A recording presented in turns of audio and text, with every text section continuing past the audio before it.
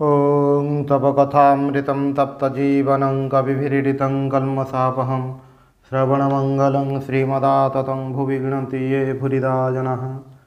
श्री श्री रामकृष्ण कथामृत प्रसंग तृतीय खंड पृष्ठा 33। सीमित मन और ईश्वर धारणा। डाक्तर सरकार को तांको पुत्र प्रसंग रे ठाकुर आउ गोटे कथा कहउछंती, मोर कई शला चेला नाहांती, मु ही समस्तंकर चेला, समस्ते ही ईश्वरंक संतान, समस्ते ही ईश्वरंक दास। मु भी ईश्वरंकर संतान, ईश्वरंकर दास। जह्न मामू समस्तंकर मामू। ठाकुरंकर ए कथाटी विचार करी ग्रहण करने हेबो। से जे निजको काहा पाखरे गुरु बोली प्रतिष्ठा करुनथिले, एहार अंतर्निहित भावटी कौन? से एही जगत रे समस्तंको धर्म भाव देवापाई आसिछंती। ए कथा किछि किछि क्षेत्र रे सम्मुखरे प्रकाश करिछंती, किंतु एठारे गोटे विशेष भूमि रे प्रतिष्ठित होई तार विपरीत कथा कहउछंती। जेपरि श्रीकृष्ण कहउछंती, मम वर्तमानुवर्तन्ते मनुष्याः पार्थ सर्वस्वः। लोक माने सबु प्रकार रे मोर पथ ही अनुसरण करती। एही मु निश्चित भाव रे द्विभुज मुरलीधारी कृष्ण नुहंती, कारण समस्ते साक्षात भाव रे तांकर सही स्वरूपर उपासना करुछंती। ए कथा कहिले सत्यर अपलाप करा हुए। अनेक भक्त सही भाव रे तांको चाहती नाही। सुतरां बुझिबाकु हेबो जे निजर सीमित कौनसी रूप को लक्ष्य करी भगवान ए कथा कहूनाहांती जे लोकमाने मते अनुसरण करुछंती। सर्वरूपर आविर्भाव ଯେଉଁଠାରେ समस्त रूप पर्यवसित हुए, ସେହି रूप को लक्ष्य करी ए कथा कहउछंती। एही कथाटी ठीक भाव में उपलब्धि करि न पारिले नाना तर्क, संशय और मतभेद उपस्थित हेबो। भगवान को यही उक्तिर तात्पर्य होछि, तांकर विभिन्न रूप को आमे माने पृथक पृथक मन करुछु, वस्तुतः एसबु तांकर ही रूप। से निजकु बहु रूप रे प्रकाशित करिसंती।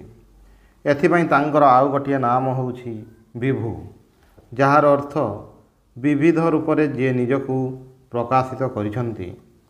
तांकर नाना रूप मध्यरे केउटी बड़ बा केउटी छोट नुहे। जे एक अविभाज्य अखंड तत्व, तांकर कौनसी अंश हुए नहीं। भागवत रे अछि, एते चांस कलाह पुंस कृष्णस्तु भगवान स्वयं। ए सब पुरुषंक अंश बा कला, किंतु श्रीकृष्ण स्वयं भगवान। एठारे अंश कहिबार तात्पर्य होछि, अन्यत्र सबु जगार प्रकाश अल्प अल्प। सेही प्रकाश कौन वस्तुर सामर्थ्यर तारतम्य जोगु, अथवा जो माने सही वस्तुर उपलब्धि करिसंती सेमानंक शक्तिर तारतम्य जोगु यह बुझिबाकु हेबो। जो माने उपलब्धि करुछंती सेमानंकर शक्तिर तारतम्य अछि, सही अनुसारे कौनसी गोटिए रूप सेमानंक पाखरे प्रकाशित हुए, किंतु जହାର रूप से यही समस्त प्रकाश को अतिक्रम करी एही जगत रे परिव्याप्त होई ताकु भी अतिक्रम करी रहिछंती। सुतरां जिए सर्वव्यापी, समस्तंकर अंतर्जामी, समस्तंको अतिक्रम करी रहिछंती, तांको सीमित करिबा गुरुतर अपराध। श्री रामकृष्ण कहूथिले, भगवानंकर इति करा जाय नाही। से एही पर्यंत होई पारंती, या ठारू आउ बेसी होई पारंती नाही, एहा मने करो नाही। तुमे जेते टिकिए पार आस्वादन कर, किंतु जान से तुमर मनर गंडी रे बद्ध हेबे नाही। सीमित मन तांकर सबु किछि ग्रहण करि पारे नाही। आधारर तारतम्य अनुसारे तांकर प्रकाशर तारतम्य जुगे जुगे होई थाई। तेबे जेउ प्रकाश समस्त खंड प्रकाश को अतिक्रम करी सर्वव्यापी होई रहिछि, सेही मूल प्रकाश भी से। पुणी तांकर अन्यान्य प्रकाश गुड़िक मध्य से, किंतु से गुड़िक से व्याप्त करी रहिछंती। ठाकुर एही कथा उपरे जोर दे कहउथिले जे आम मानकर अनुभव जेउठारे नाही, सेठारे जे ईश्वर नाहांती किंबा केउठी अंश होइछंती ताहा नुहे। गोटिए गोटिए धूलिकणारे से पूर्ण रूप से विद्यमान, प्रतिटी बिंदुरे सिंधु रही, किंतु आम मानकर अनुभव सेठारे सिंधु को अनुभव करि न पारिबा कारणरू बिंदु भाव रे देखुछु। सिंधु केबे भी बिंदु हुए नाही, सिंधु सिंधु ही रहे। आम मानकर क्षुद्रता कारणरू ବିନ୍ଦୁ ରୂପରେ ତାକୁ ଅନୁଭବ କରିବାକୁ ସୁବିଧା ମନେ କରୁ, ସେଥିରେ ତା'ର ସିନ୍ଧୁତ୍ୱ କ୍ଷୁଣ୍ଣ ହୁଏ ନାହିଁ। ଏହି ତତ୍ତ୍ୱଟି ବୁଝିବାକୁ ହେବ। ଠାକୁରେ ଯେ କହିଛନ୍ତି ମୋର ଶଳା କେହି ବି ଚେଲା ନୁହନ୍ତି, ଏହାର ତାତ୍ପର୍ଯ୍ୟ ଏହି ମୁଁର ଅର୍ଥ ହେଲା ଏହି ଦେହଟା ବା ଖଳଟା, ଯେଉଁ ଅର୍ଥରେ ଲୋକେ ମୁଁ କହନ୍ତି। ସେ କହୁଥିଲେ ଏହି ଖଳଟା କିଛି ନୁହେଁ, ଏହା ମଧ୍ୟରେ ସେ ପରିବ୍ୟାପ୍ତ ହୋଇ ରହିଛନ୍ତି। ପୁଣି କହୁଛନ୍ତି ତାହା ଅତିକ୍ରମ କରି ମଧ୍ୟ ସେ ରହିଛନ୍ତି। ପାଦସ୍ୟ ବିଶ୍ୱାଭୂତାନି ତ୍ରିପାଦସ୍ୟ ଅମୃତଂ ଦିବି। ଭଗବାନଙ୍କର ଏକ ଚତୁର୍ଥାଂଶ ଏହି ସମସ୍ତ ବିଶ୍ୱଭୂତ ଏବଂ ଏହାର ତିନି ଚତୁର୍ଥାଂଶ ଅମୃତ ରୂପରେ ଦ୍ୟୁଲୋକରେ ଅବସ୍ଥିତ, ଯାହା ଆମମାନଙ୍କର ପରିସୀମାର ବାହାରେ।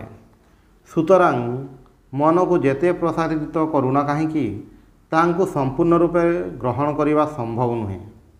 ଏହା ଠାକୁରେ ତାଙ୍କ ଭକ୍ତମାନଙ୍କୁ ବାରମ୍ବାର ସ୍ମରଣ କରାଇ ଦେଉଥିଲେ। ଏହି ଦୃଷ୍ଟିରେ ଶାସ୍ତ୍ରାର୍ଥ ଅନୁଧାବନ କଲେ କୌଣସି ସ୍ଥାନରେ ତାଙ୍କ ସ୍ୱରୂପକୁ ଖର୍ବ କରି ଦେଖିବାକୁ ହେବ ନାହିଁ। ବିଶ୍ୱ ବ୍ରହ୍ମାଣ୍ଡ ରୂପରେ ଯାହା ଦେଖୁଛୁ ଏବଂ ଯାହା ଖଣ୍ଡ ପ୍ରକାଶ, ସେ ହିଁ ସବୁକିଛି ହୋଇଛନ୍ତି। ପୁନଶ୍ଚ ଏହି ଖଣ୍ଡ ପ୍ରକାଶକୁ ଅତିକ୍ରମ କରି ଯାହା କିଛି ଅଛି ତାହା ମଧ୍ୟ ସେ ହିଁ। ଠାକୁରେ ସେଥିପାଇଁ କହୁଥିଲେ ତାଙ୍କୁ ଜଗତ ଭିତରେ ଦେଖ, ବାହାରେ ମଧ୍ୟ ଦେଖ, ସେ ସର୍ବତ୍ର ପରିପୂର୍ଣ୍ଣ ହୋଇ ରହିଛନ୍ତି। ତାପରେ ଶ୍ରୀରାମକୃଷ୍ଣ ଓ ମହେନ୍ଦ୍ରଲାଲ। ଡାକ୍ତର ମହେନ୍ଦ୍ରଲାଲ ସରକାରଙ୍କ ପ୍ରସଙ୍ଗ କଥାମୃତରେ ଅନେକ ଜାଗାରେ ଅଛି। ଏଠାରେ ମଧ୍ୟ ସେହି ପ୍ରସଙ୍ଗ ଅଛି। ଡାକ୍ତରଙ୍କର ବିଶ୍ୱାସ ଈଶ୍ୱର ନିରାକାର ଅନନ୍ତ, ବାକ୍ୟ ଓ ମନର ଅତୀତ, ବୁଦ୍ଧିର ଅଗମ୍ୟ ସେହି ଈଶ୍ୱର ଯେ ଦେହଧାରୀ ସୀମିତ ମନୁଷ୍ୟ ହୋଇ ଜନ୍ମ ମୃତ୍ୟୁ ରୋଗଶୋକ ସ୍ୱୀକାର କରି ଆସନ୍ତି, ଏହା ସେ ଭାବିପାରନ୍ତି ନାହିଁ। ଅବତାରତ୍ୱରେ ତାଙ୍କର ବିଶ୍ୱାସ ନଥିଲା। ଠାକୁରଙ୍କ ପ୍ରତି ତାଙ୍କର ଅପରିସୀମା ଶ୍ରଦ୍ଧା ଥିଲା। ନିଜର ଆଦର୍ଶକୁ ସେ ଶ୍ରୀରାମକୃଷ୍ଣ ଚରିତ୍ରରେ ପ୍ରକୃଷ୍ଟ ରୂପରେ ପ୍ରତିଫଳିତ ଦେଖି ତାଙ୍କୁ ଶ୍ରେଷ୍ଠ ମାନବ ରୂପରେ ପ୍ରଭୂତ ସମ୍ମାନ ଦେଉଥିଲେ। କିନ୍ତୁ ତାଙ୍କୁ ଅବତାର ବୋଲି ମାନି ନେବାକୁ ସେ ବିରୋଧୀ ଥିଲେ। ଏଥିପାଇଁ ଶ୍ରୀରାମକୃଷ୍ଣଙ୍କର ଅବତାରତ୍ୱରେ ବିଶ୍ୱାସୀମାନଙ୍କ ସଙ୍ଗରେ ତାଙ୍କର ତୁମୁଳ ତର୍କ ହେଉଥିଲା। ଠାକୁରଙ୍କର ବୈଶିଷ୍ଟ୍ୟ ଥିଲା କାହାର ଭାବ ହାନି ନ କରି ଯିଏ ଯେଉଁ ଭାବର ବ୍ୟକ୍ତି ତାକୁ ସେହି ଭାବରେ ଆଗେଇ ଯିବା ପାଇଁ ସାହାଯ୍ୟ କରିବା।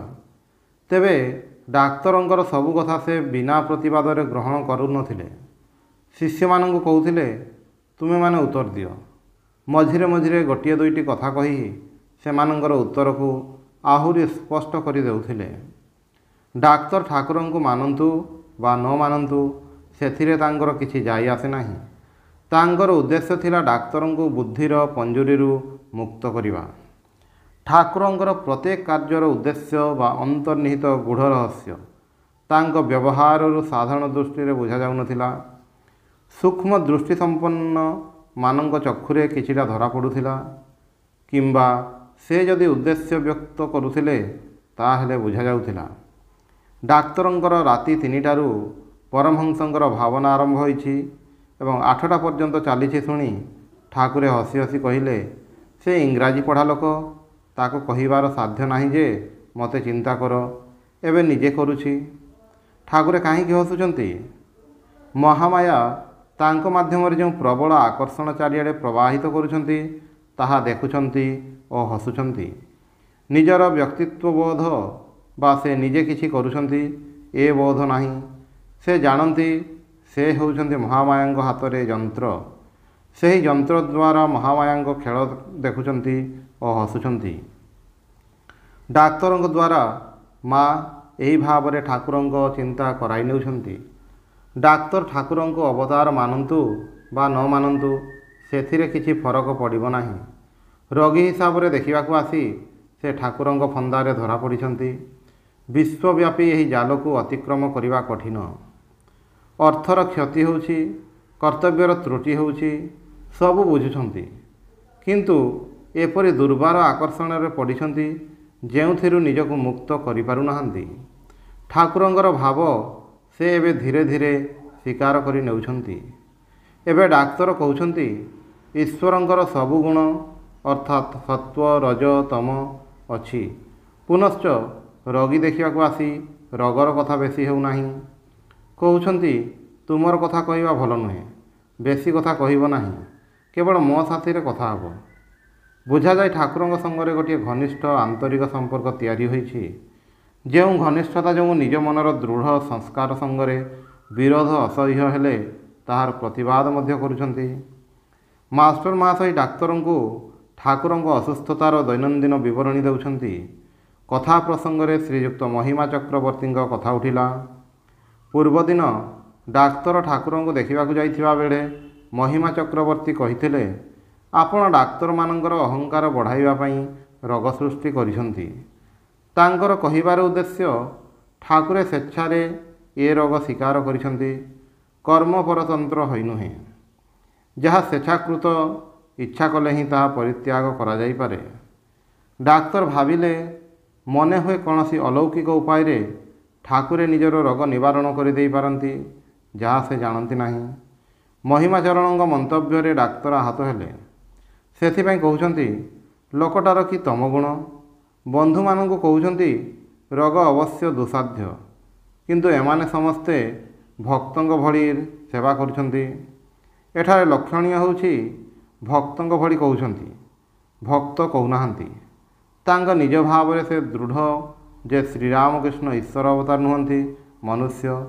ସୁତରାଂ ତାଙ୍କର ପୁଣି ଭକ୍ତ କ'ଣ? କିନ୍ତୁ ଭକ୍ତମାନଙ୍କର ସେବାର ସେ ପ୍ରଶଂସା କରୁଛନ୍ତି ଏବଂ ସେମାନଙ୍କ ସେବାରେ ଅନୁପ୍ରାଣିତ ହୋଇ ସେ ଠାକୁରଙ୍କ ପାଖରେ ଆତ୍ମସମର୍ପଣ କରିଛନ୍ତି ଏବଂ ସେବାର ଦାୟିତ୍ୱ ଗ୍ରହଣ କରିଛନ୍ତି। ତାପରେ ଅବତାର ନରଲୀଳା। ଅବତାର ଯେତେବେଳେ ଆସନ୍ତି ସମସ୍ତଙ୍କୁ ଗୋଟିଏ ଭାବରେ ଆକର୍ଷଣ କରନ୍ତି ନାହିଁ, ନାନା ଭାବରେ ଆକର୍ଷଣ କରନ୍ତି। ଭକ୍ତମାନଙ୍କ ସାଥିରେ ତାଙ୍କର ବିଚିତ୍ର ସମ୍ବନ୍ଧ ହୁଏ। ଡାକ୍ତରଙ୍କ ସାଥିରେ ଠାକୁରଙ୍କର ଏପରି ଗୋଟିଏ ସମ୍ପର୍କ ଗଢ଼ି ଉଠିଥିଲା। ଗିରୀଶ ବାବୁଙ୍କ ସଙ୍ଗରେ ଗୋଟିଏ ପ୍ରକାରର ସମ୍ପର୍କ ଓ ରାମଚନ୍ଦ୍ର ଦତ୍ତଙ୍କ ସଙ୍ଗରେ ଆଉ ଗୋଟିଏ ପ୍ରକାରର ସମ୍ପର୍କ, ପୁଣି ନରେନ୍ଦ୍ରଙ୍କ ସହିତ ଅନ୍ୟ ପ୍ରକାରର ସମ୍ପର୍କ ଥିଲା। ଭକ୍ତମାନଙ୍କ ସାଥିରେ ବ୍ୟବହାରର ଏହି ବୈଚିତ୍ର୍ୟ ଯେଉଁମାନେ ଦେଖିନାହାନ୍ତି ସେମାନେ ବୁଝିପାରିବେ ନାହିଁ। ଗିରୀଶ ବାବୁ ଖରାପ ଭାଷାରେ ଗାଳି କରୁଛନ୍ତି, ଠାକୁରେ ଶୁଣି ହସୁଛନ୍ତି। କାଶୀପୁରରେ ଅସୁସ୍ଥ ଅବସ୍ଥାରେ ଗିରୀଶ ବାବୁଙ୍କ ପାଇଁ ଖାଇବା ଅଣାଇଛନ୍ତି। ଚାଲିବା ପାଇଁ ଶକ୍ତି ନାହିଁ, କିନ୍ତୁ କୌଣସି ପ୍ରକାରେ ଉଠି ଠାକୁରେ କଳସୀରୁ ଜଳ ଢାଳି ଗିରୀଶ ବାବୁଙ୍କୁ ଦେଉଛନ୍ତି। ତାଙ୍କ ପ୍ରତି ଠାକୁରଙ୍କର ଏତେ ସ୍ନେହ ମମତା ଥିଲା, ସେ ଠାକୁରଙ୍କୁ ଅଜସ୍ର ଗାଳି ଦେଉଛନ୍ତି ଆଉ କହୁଛନ୍ତି, ଯାହା ଦେଇଛ ତାହା ପାଇବ, ବିଷ ଦେଇଛ ବିଷ ପାଇବ। ଠାକୁରେ ଥିଏଟରକୁ ଯାଇଛନ୍ତି, ନିଶା ପ୍ରଭାବରେ ଗିରୀଶ ବାବୁ ଦୁର୍ବାକ୍ୟ କହିଛନ୍ତି, କିନ୍ତୁ ଠାକୁରେ ହସି ହସି ଚାଲି ଯାଉଛନ୍ତି। ବିଭିନ୍ନ ଭକ୍ତଙ୍କ ସହିତ ଠାକୁରଙ୍କର ସମ୍ବନ୍ଧ ବିଭିନ୍ନ ପ୍ରକାରର ଥିଲା। ନିଜକୁ ସେ କେତେ ପ୍ରକାରରେ ପ୍ରକାଶ କରିଛନ୍ତି। ଏହି ବୈଶିଷ୍ଟ୍ୟ ଦ୍ୱାରା ତାଙ୍କର ଭଗବତ୍ତାର ପ୍ରକାଶ ହୋଇଛି। ଠାକୁରଙ୍କୁ ସବୁ ପଥ ଜଣାଅଛି, ସବୁ ପଥ ଦେଇ ଯିବାର ସାମର୍ଥ୍ୟ ଅଛି। ସେଥିପାଇଁ ପ୍ରତ୍ୟେକଙ୍କୁ କହୁଥିଲେ ଏକୁଟିଆ ଆସିବୁ, କାରଣ ଅନ୍ୟମାନଙ୍କ ସାମ୍ନାରେ ତାଙ୍କୁ ଠିକ୍ ତା ଭଳି କୁହାଯାଇପାରେ ନାହିଁ। ପ୍ରତ୍ୟେକଙ୍କୁ ନିଜ ନିଜ ପଥରେ ଆଗେଇ ନେଇଯାଉଛନ୍ତି। ଏପରିକି ଯେଉଁ ସବୁ ପଥ ସମାଜରେ ଘୃଣ୍ୟ ସେହିସବୁ ପଥକୁ ମଧ୍ୟ ପଥ ବୋଲି ସ୍ୱୀକାର କରିଛନ୍ତି। ଯଦିବା ତାଙ୍କର ସନ୍ତାନମାନଙ୍କୁ କହିଛନ୍ତି ସେସବୁ ପଥ ଖରାପ, ତୁମମାନଙ୍କ ପାଇଁ ନୁହେଁ। ଏହା ହିଁ ହେଉଛି ଠାକୁରଙ୍କର ବୈଶିଷ୍ଟ୍ୟ। ଯିଏ ପବିତ୍ରତାର ମୂର୍ତ୍ତି, ଶୁଦ୍ଧତାର ପରାକାଷ୍ଠା, ସେ କିପରି ସେସବୁ ପଥକୁ ସ୍ୱୀକାର କରିଛନ୍ତି, ଏହା ଭାବି ଆମମାନଙ୍କର ମନ ସଂଶୟଗ୍ରସ୍ତ ହୁଏ। କିନ୍ତୁ ଏଇଠାରେ ହିଁ ତାଙ୍କର ଅସୀମତ୍ୱ ପରିସ୍ଫୁଟ ହୋଇଛି। ଏହି ଜଗତ ଭଗବାନଙ୍କର ରଚନା। ସେ ଯଦି ପବିତ୍ର ହୁଅନ୍ତି, ଏସବୁ କିଛି ହିଁ ପବିତ୍ର। କିନ୍ତୁ ତାହା ତ ନୁହେଁ। ତାହେଲେ ଅପବିତ୍ରତା କେଉଁଠାରୁ ଆସିଲା? ଜଗତ ତାଙ୍କ ବ୍ୟତୀତ ଅନ୍ୟ କେଉଁଠାରୁ ଆସିବ ନାହିଁ। ତାହେଲେ ମାନିବାକୁ ହେବ ପବିତ୍ରତା ଓ ଅପବିତ୍ରତା ଉଭୟ ହିଁ ତାଙ୍କଠାରୁ ଆସିଛି। ଅନ୍ୟାନ୍ୟ ଧର୍ମର ପ୍ରବକ୍ତାଗଣ କହନ୍ତି ତାହା ଶୈତାନର କାମ। ଶୈତାନ କେଉଁଠାରୁ ଆସିଲା? ଭଗବାନଙ୍କ ଠାରୁ ନ ଆସିଲେ ଶୈତାନ ସହିତ ଭଗବାନଙ୍କର ସହ ଅସ୍ତିତ୍ୱ ପ୍ରମାଣିତ ହେଉଛି। ଆମମାନଙ୍କର ଶାସ୍ତ୍ର କହିଛନ୍ତି ଯେ ସେ ଯେତେବେଳେ ବିଶ୍ୱଜଗତର ସ୍ରଷ୍ଟା, ସେତେବେଳେ ସେ କେବଳ ଭଲ ବା କେବଳ ମନ୍ଦ ନୁହନ୍ତି। ସେ ହେଉଛନ୍ତି ଭଲ ମନ୍ଦ ସବୁକିଛି ଏବଂ ତାଙ୍କ ପାଖରେ ପହଞ୍ଚିଲେ ଭଲ ମନ୍ଦର ଦ୍ୱନ୍ଦ୍ୱ ନିଶ୍ଚିହ୍ନ ହୋଇଯାଏ। ଠାକୁରେ କହୁଛନ୍ତି, ମନୁମେଣ୍ଟ ଉପରକୁ ଉଠିଲେ ଉଚ୍ଚ ନିଚ କିଛି ଦେଖାଯାଏ ନାହିଁ। ବେଦାନ୍ତର ଦୃଷ୍ଟିକୋଣରୁ ନ ଦେଖିଲେ ଏହା ବୁଝିବା କଠିନ। ପଶ୍ଚିମ ଭାରତର ନାନା ତୀର୍ଥ ଭ୍ରମଣ କରିସାରି ଶ୍ରୀଯୁକ୍ତ ବିଜୟକୃଷ୍ଣ ଗୋସ୍ୱାମୀ ଠାକୁରଙ୍କୁ ଦର୍ଶନ କରିବାକୁ ଆସିଛନ୍ତି। ସେ ଗୋଟିଏ ସମୟରେ ବ୍ରାହ୍ମ ସମାଜର ପ୍ରଚାରକ ଥିଲେ। ଠାକୁରେ କହୁଥିଲେ, ଯାହା କରୁନା କାହିଁକି ଭିତରେ ଭକ୍ତିର ବୀଜ ରହିଛି, ଦିନେ ନା ଦିନେ ଫୁଟି ବାହାରିବ। କହିବା ବାହୁଲ୍ୟ ଯେ ଠାକୁରଙ୍କ ସଂସ୍ପର୍ଶରେ ଆସି ତାଙ୍କର ଭକ୍ତି ବୀଜ ସହଜରେ ଅଙ୍କୁରିତ, ପଲ୍ଲବିତ ଓ ପୁଷ୍ପିତ ହୋଇଛି। ନାନା ତୀର୍ଥ ଘୂରି କ'ଣ ଦେଖିଲେ? ମହିମାଚରଣଙ୍କ ଏହି ପ୍ରଶ୍ନର ଉତ୍ତରରେ ବିଜୟ କହୁଛନ୍ତି, ଦେଖୁଛି ଯେଉଁଠାରେ ବର୍ତ୍ତମାନ ବସିଅଛି ଏଇଠାରେ ହିଁ ସବୁକିଛି, କେବଳ ମିଛରେ ଘୂରି ବୁଲିବା। ମହିମା କହୁଛନ୍ତି, ଠିକ୍ କହିଛନ୍ତି। ପୁଣି ଇଏ ହିଁ ଘୂରାନ୍ତି, ଇଏ ହିଁ ବସାନ୍ତି। ଅର୍ଥାତ୍ ଠାକୁରେ ଅନ୍ୟ ସମ୍ମୁଖରେ ନିଜକୁ ଉନ୍ମୋଚିତ ନ କଲେ କାହାର ସାଧ୍ୟ ସେହି ଆବରଣ ଭେଦ କରି ତାଙ୍କୁ ଚିହ୍ନିପାରିବ? ଅବତାରଙ୍କୁ ଧରାଯାଇ ନାହିଁ। ସେ ନିଜକୁ ଏପରି ଭାବରେ ଢାଙ୍କି ଆସନ୍ତି ଯେ ଘନିଷ୍ଠ ପାର୍ଷଦମାନେ ମଧ୍ୟ ତାଙ୍କୁ ଚିହ୍ନିପାରନ୍ତି ନାହିଁ। ଉପନିଷଦ କହିଛନ୍ତି, ହିରଣ୍ମୟେନ ପାତ୍ରେଣ ସତ୍ୟସ୍ୟାପି ତଂ ମୁଖଂ ତତ୍ତ୍ୱଂ ପୁସନ୍ନ ପାବ୍ରୀଣୁ ସତ୍ୟଧର୍ମାୟ ଦୃଷ୍ଟୟେ। ଈଶ ଉପନିଷଦ। ଜ୍ୟୋତିର୍ମୟ ପାତ୍ର ଦ୍ୱାରା ସତ୍ୟର ଅର୍ଥାତ୍ ପରମେଶ୍ୱରଙ୍କ ମୁଖ ତାଙ୍କ ଦର୍ଶନ ଦ୍ୱାରା ଆଚ୍ଛାଦିତ। ହିରଣ୍ମୟ କାହିଁକି? ପାତ୍ରଟିର ଉଜ୍ଜ୍ୱଳ ପ୍ରଭା ସେହି ସତ୍ୟରୁ ଆସିଥାଏ। ମାୟା ବା ଜଗତ ରୂପରେ ଯାହା ଦେଖୁଛୁ ତାହା ସେହି ସତ୍ୟର ହିଁ ପ୍ରକାଶ।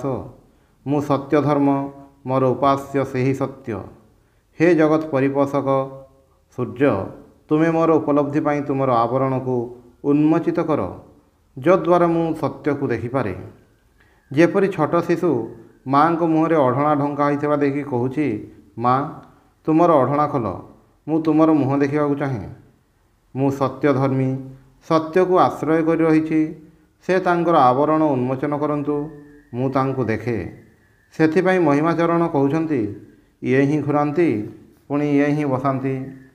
ଠାକୁରଙ୍କ ସଙ୍ଗରେ ବିଜୟଙ୍କର ଯେଉଁ ସଂକ୍ଷିପ୍ତ କଥାବାର୍ତ୍ତା ହେଲା ତାହା ଇଙ୍ଗିତରେ ସାଧାରଣ ମଣିଷର ଦୁର୍ଜ୍ଞେୟ ରହସ୍ୟମୟ ଭାଷାରେ। ସହସା ବିଜୟ ଠାକୁରଙ୍କ ପାଦମୂଳରେ ପତିତ ହୋଇ ତାଙ୍କର ଚରଣ ଯୁଗଳ ବକ୍ଷରେ ଧାରଣ କଲେ। ଠାକୁରେ ଈଶ୍ୱର ଆବେଶରେ ବାହ୍ୟ ଜ୍ଞାନହୀନ ହେଲେ। ଏହି ପ୍ରେମାବେଶ ଅଦ୍ଭୁତ ଦୃଶ୍ୟ ଦର୍ଶନ କରି ଭକ୍ତଗଣଙ୍କ ମଧ୍ୟରୁ କେହି ସ୍ତବ କରୁଛନ୍ତି, କେହି କାନ୍ଦୁଛନ୍ତି, କେହି ଏକ ଦୃଷ୍ଟିରେ ତାଙ୍କୁ ଦେଖୁଛନ୍ତି ଓ କେହି ଗୀତ ଗାଉଛନ୍ତି। ଯାହାର ଯେପରି ଭାବ। ଅନେକ କ୍ଷଣ ପରେ ପ୍ରକୃତିସ୍ଥ ହୋଇ ଠାକୁରେ ଲଜ୍ଜିତ ଭାବରେ ମାଷ୍ଟର ମହାଶୟଙ୍କୁ କହୁଛନ୍ତି, ଆବେଶରେ କ'ଣ ଗୋଟାଏ ହୋଇଯାଏ, ମୁଁ ଆଉ ମୁଁ ହୋଇ ରହେ ନାହିଁ। ଅବତାର ଯଦି ସର୍ବଦା ନିଜକୁ ଈଶ୍ୱର ବୋଲି ଭାବନ୍ତି ତେବେ ତାଙ୍କର ଅବତାର ଲୀଳା କରିବା ହୁଏ ନାହିଁ। ନର ଲୀଳାରେ ଯଦି ନ ରହନ୍ତି ତାହେଲେ ତାଙ୍କର ଅବତୀର୍ଣ୍ଣ ହେବା ବ୍ୟର୍ଥ ହୋଇଯାଏ। ଈଶ୍ୱର ଅବତାରଗଣ ସର୍ବଦା ନିଜକୁ ଈଶ୍ୱର ଅବତାର ବୋଲି ବୁଝିପାରନ୍ତି ନାହିଁ। ଭୁଲି ରହିବାଟା କାହାର ବେଶୀ, କାହାର କମ୍। ଯେଉଁଠାରେ ସେହି ଅବତାରଙ୍କର ସର୍ବଦା ପ୍ରକଟ ଅବସ୍ଥା ଦେଖାଯାଏ ସେଠାରେ ସମ୍ଭବତଃ ତାଙ୍କର ଜୀବନ ବୃତ୍ତାନ୍ତ ସଂଗ୍ରାହକମାନେ ତାଙ୍କର ସ୍ୱରୂପକୁ ଭୁଲି ଈଶ୍ୱର ଅବତାର ରୂପକୁ ବେଶୀ ଦେଖାଇବାକୁ ଚାହିଁଛନ୍ତି। ପରିଣାମ ସ୍ୱରୂପ ନରଲୀଳା ଦିଗଟି ଯେପରି ମ୍ଳାନ ହୋଇଯାଇଛି। ଶ୍ରୀରାମକୃଷ୍ଣଙ୍କର ଜୀବନୀ ଆଲୋଚନା ସମୟରେ ଆମମାନଙ୍କୁ ବିଶେଷ ଭାବରେ ମନେ ରଖିବାକୁ ହେବ ଯେ ତାଙ୍କର ଜୀବନୀକାର ସ୍ୱାମୀ ଶାରଦାନନ୍ଦଜୀ ଠାକୁରଙ୍କର ମାନବ ଦିଗଟି ସମସ୍ତଙ୍କ ସାମ୍ନାରେ ଖୁବ୍ ସ୍ପଷ୍ଟ ଭାବରେ ଉପସ୍ଥାପିତ କରିଛନ୍ତି। ପୁଣି ଦେଖାଉଛନ୍ତି ସେହି ମାନବ ରୂପ ଆବରଣ ମଧ୍ୟ ଦେଇ ମଝିରେ ମଝିରେ ଈଶ୍ୱର ଅବତାର ରୂପଟି ପ୍ରକଟ ହେଉଛି। ତାହା ବି ସ୍ୱେଚ୍ଛାରେ ନୁହେଁ, ଦୈବାତ୍। ଏଠାରେ ଠାକୁରେ ଯେପରି କହୁଛନ୍ତି, ମଝିରେ ମଝିରେ କ'ଣ ଗୋଟାଏ ହୋଇଯାଏ। ସେ ମାନବ ରୂପରେ ଲୀଳା କରିବା ପାଇଁ ଆସିଛନ୍ତି, କିନ୍ତୁ ଯେତେବେଳେ ଭାବରେ ଆବିଷ୍ଟ ହୋଇପଡ଼ନ୍ତି ସେତେବେଳେ ସେହି ମାନବ ରୂପ ଧରି ରଖିପାରନ୍ତି ନାହିଁ। ଅଳ୍ପ କେତେଜଣ ମହାଭାଗ୍ୟଶାଳୀମାନଙ୍କ ପାଇଁ ସେ ଆବରଣ ଖସିପଡ଼େ। ସେ ଆବରଣ ନଥିଲେ ନରଲୀଳାର ସାର୍ଥକତା ରହନ୍ତା ନାହିଁ। ଲୀଳା ପ୍ରସଙ୍ଗକାର ବୁଝାଇବାକୁ ଚାହିଁଛନ୍ତି ଯେ ଅବତାରଙ୍କୁ ଆମମାନଙ୍କର ପ୍ରଧାନତଃ ମାନବ ରୂପରେ ଦେଖିବାକୁ ହେବ। ସେହି ରୂପ ଦେଖୁ ଦେଖୁ ଯେତେବେଳେ ରୂପଟିକୁ ବିଶ୍ଳେଷଣ କରି ଦେଖିବାକୁ ଯିବୁ ସେତେବେଳେ ଦେଖିବାକୁ ପାଇବୁ ସେଇ ଆବରଣ ମଝିରେ ମଝିରେ ତାଙ୍କର ଈଶ୍ୱରତ୍ୱ ପ୍ରକଟ ହୋଇଯାଉଛି। ଆବେଶରେ ତାଙ୍କର ଆବରଣ ଖସି ପଡ଼ୁଛି। ଯେପରି ଗାଁର ହରି ଯାତ୍ରା ଦଳରେ ରାଜା ସାଜି ଯୁଦ୍ଧ କରୁଛି। ଯୁଦ୍ଧ କରୁ କରୁ ରାଜାଙ୍କ ପୋଷାକ ଖସି ପଡ଼ିଲା। ସେତେବେଳେ ସମସ୍ତେ ହସି କହିବେ, ଆରେ ଏ ତ ଆମ ଗାଁର ହରି। ଏହି ହରି ହିଁ ତାହାର ଅସଲ ରୂପ। ରାଜା ରୂପଟି ତାହାର ଆବରଣ ମାତ୍ର ଥିଲା। ସେହିପରି ଅବତାରଙ୍କର ଅସଲ ରୂପ ଈଶ୍ୱର ସ୍ୱୟଂ। ଅବତାର ରୂପଟି ବ୍ୟକ୍ତି ବା ମାନବ ରୂପରେ ତାଙ୍କର ଆବରଣ ମାତ୍ର। ଅଭିନୟ ପାଇଁ, ଆକର୍ଷଣ କରିବା ପାଇଁ ଏହି ଛଦ୍ମବେଶର ପ୍ରୟୋଜନ। ନହେଲେ ମନୁଷ୍ୟମାନଙ୍କର ଯାତ୍ରାରେ ତାଙ୍କୁ ଆଣି ହୁଏ ନାହିଁ, ଯଦ୍ୱାରା ମଣିଷ ତାଙ୍କୁ ଧରିପାରେ, ସ୍ୱରୂପକୁ ସମ୍ବନ୍ଧରେ ବିରାଟ ଧାରଣା କରି ଦୂରକୁ ଘୁଞ୍ଚି ନ ଯାଏ। ସେଥିପାଇଁ ଏହି ଆବରଣ ଦରକାର। ଏହା ବିଶେଷ ଭାବରେ ଆମମାନଙ୍କର ମନେ ରଖିବାକୁ ହେବ। ଠାକୁର ଶ୍ରୀରାମକୃଷ୍ଣ ସେହି ଅବସ୍ଥାର ବର୍ଣ୍ଣନା କରିଛନ୍ତି। ଏ ଅବସ୍ଥା ହେଲେ ଗଣି ହୁଏ ନାହିଁ। ଗଣିବାକୁ ଗଲେ 1, 7, 8 ଏଭଳି ଗଣନା ହୁଏ। ଅର୍ଥାତ୍ ଜଗତର ଶୃଙ୍ଖଳା କାର୍ଯ୍ୟକାରଣ ସମ୍ବନ୍ଧ ଅନୁଯାୟୀ ବ୍ୟବହାର ସମ୍ଭବ ହୁଏ ନାହିଁ। ନରେନ୍ଦ୍ର କହୁଛନ୍ତି, ସବୁ ଏକ ନା ନାହିଁ? ଏତେ ଭାବ ମଧ୍ୟରେ ବି ଠାକୁର ଏହି କଥାର ଭୁଲଟିକୁ ସଂଶୋଧନ କରି କହୁଛନ୍ତି, ନା, 1, 2ର ପରେ। ସବୁ ଏକ ହେବା ପରେ ଏକ ମଧ୍ୟ ରହେ ନାହିଁ। ଯେଉଁଠାରେ 2 ଅଛି ସେଠାରେ 1ର ସାର୍ଥକତା। ଯେତେ କ୍ଷଣ ଅଭିନୟ ଚାଲିଛି 1, 2 ସଂଖ୍ୟା ଅଛି। ଅଭିନୟ ବନ୍ଦ ହେଲେ 1, 2ର ପରେ ସେଠାରେ 2 ନାହିଁ କିମ୍ବା 1 ମଧ୍ୟ ନାହିଁ। ସ୍ୱାମୀଜୀଙ୍କ କଥାରେ ଯେଉଁ ତ୍ରୁଟି ତାହା ଅତି ସୂକ୍ଷ୍ମ ଦାର୍ଶନିକ ଦୃଷ୍ଟିକୋଣରୁ, କିନ୍ତୁ ଠାକୁରେ ତାହା ବି ସଂଶୋଧନ କରିଦେଲେ। ଯେଉଁଠାରେ ଦ୍ୱୈତ ନାହିଁ ସେଠାରେ ଅଦ୍ୱୈତ ମଧ୍ୟ ନାହିଁ। ଅଦ୍ୱୈତ ମାନେ ଦ୍ୱୈତର ନିଷେଧ। କିନ୍ତୁ ତାହେଲେ ତାହା କି ପ୍ରକାର ବସ୍ତୁ? 1? ନା, ସେଠାରେ 1 କହିଲେ ଦୋଷ ହୁଏ। 1 ଗୋଟିଏ ଗୁଣ। ନିର୍ଗୁଣ ବସ୍ତୁରେ କୌଣସି ଗୁଣର ଆରୋପ କରାଯାଏ ନାହିଁ। ଏଥିପାଇଁ 1 କହିବା ଚଳେ ନାହିଁ। ସୁତରାଂ କହୁଛନ୍ତି 1, 2ର ପରେ। ଓଂ ନିରଞ୍ଜନଂ ନିତ୍ୟମନନ୍ତରୂପଂ ଭକ୍ତାନୁକମ୍ପାଦିତବିଗ୍ରହଂ ବୈ ଈଶାବତାରଂ ପରମେଶମିଡ୍ୟଂ ତ୍ୱଂ ରାମକୃଷ୍ଣଂ ଶିରସା ନମାମି।